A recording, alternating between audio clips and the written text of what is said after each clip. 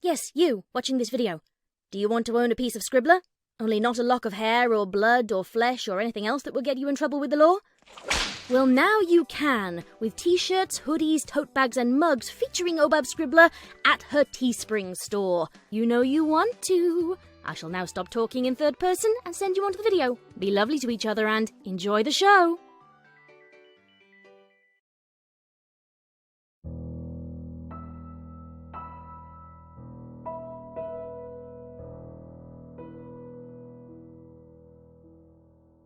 A snobby brat.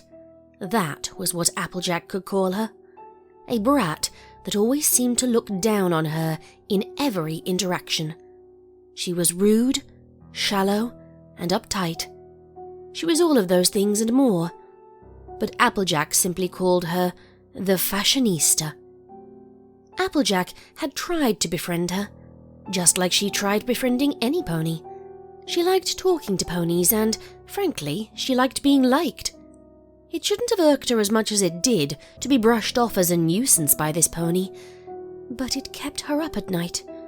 What was she doing wrong to make the Fashionista dislike her so much? And why did Applejack care? The Fashionista, despite her sour attitude, was beautifully gifted artistically, a trait which Applejack found incredibly annoying. She had an eye for detail, pointing out small things in assignments Applejack would never have noticed, and even things about Applejack herself.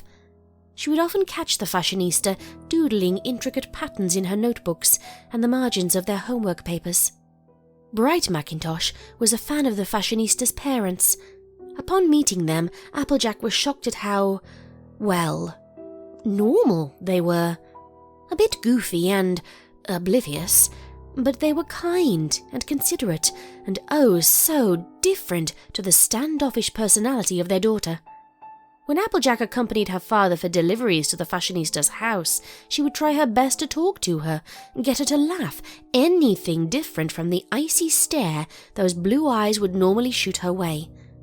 The Fashionista would simply brush her off, as easily as she would a speck of dirt on her white coat.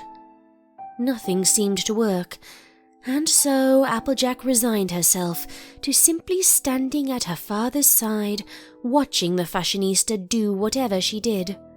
It was annoying. She was annoying, and Applejack knew she should just give up trying to get this filly to like her, but she couldn't. If the Fashionista was going to be dead set on hating her, Applejack at least wanted to know why, and she would find out when she and her parent returned from their next delivery. It was supposed to be a quick delivery. They stop in, give a, "Hey, how are you?" and go back home. Easy. It wasn't. Applejack was not sure what happened.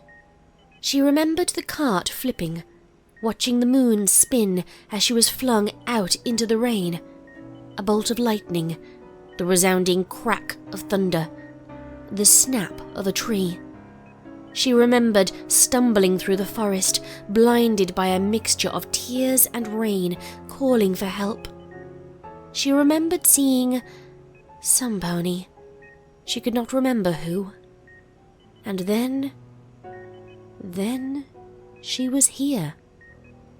She answered all of the mare's questions as well as she could, digging through her own fragmented memory to try and figure out what had happened.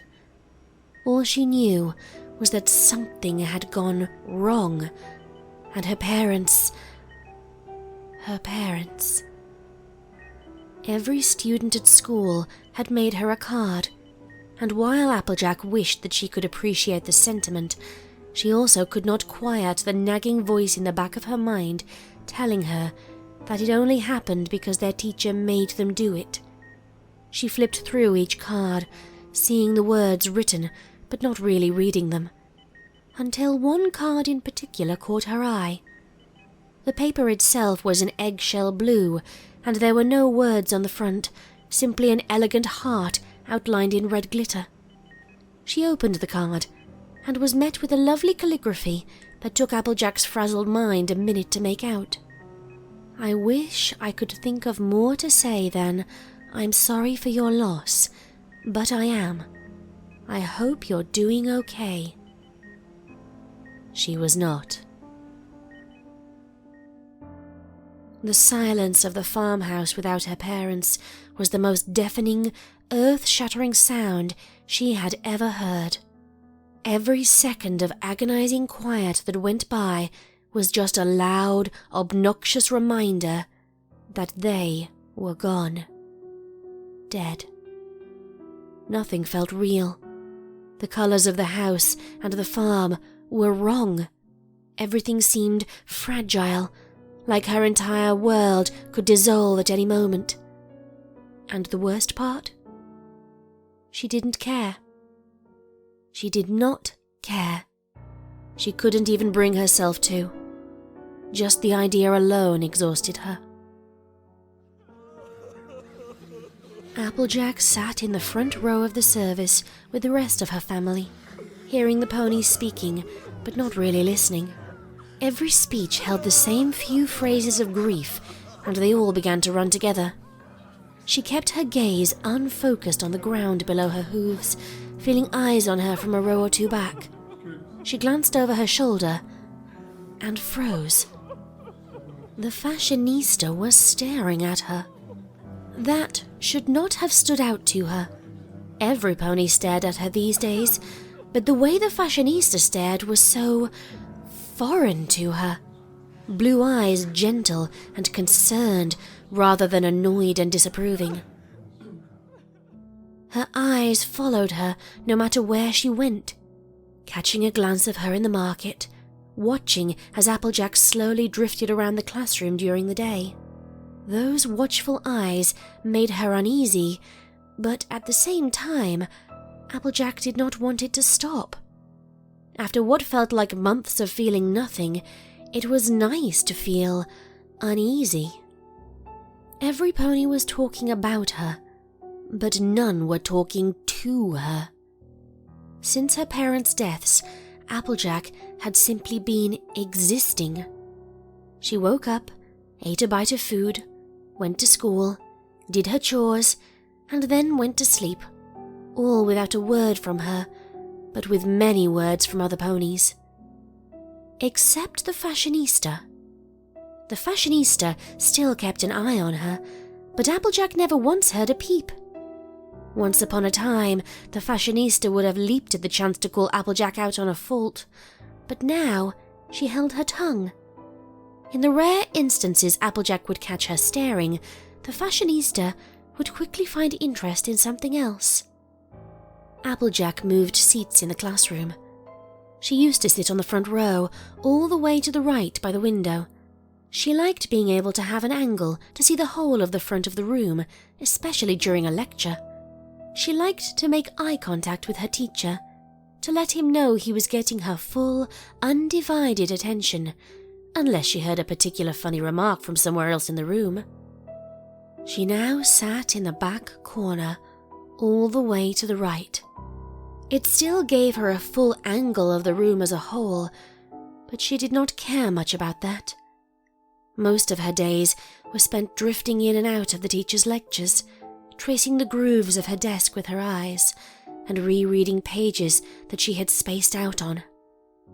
Applejack began to wonder if this was how the fashionista had felt after being watched. In a cruel sort of way, the tables had turned, and now it was Applejack who was now under surveillance. The moment the bell that announced their midday break rang, she felt those eyes on her once more, but they seemed to linger even longer this time.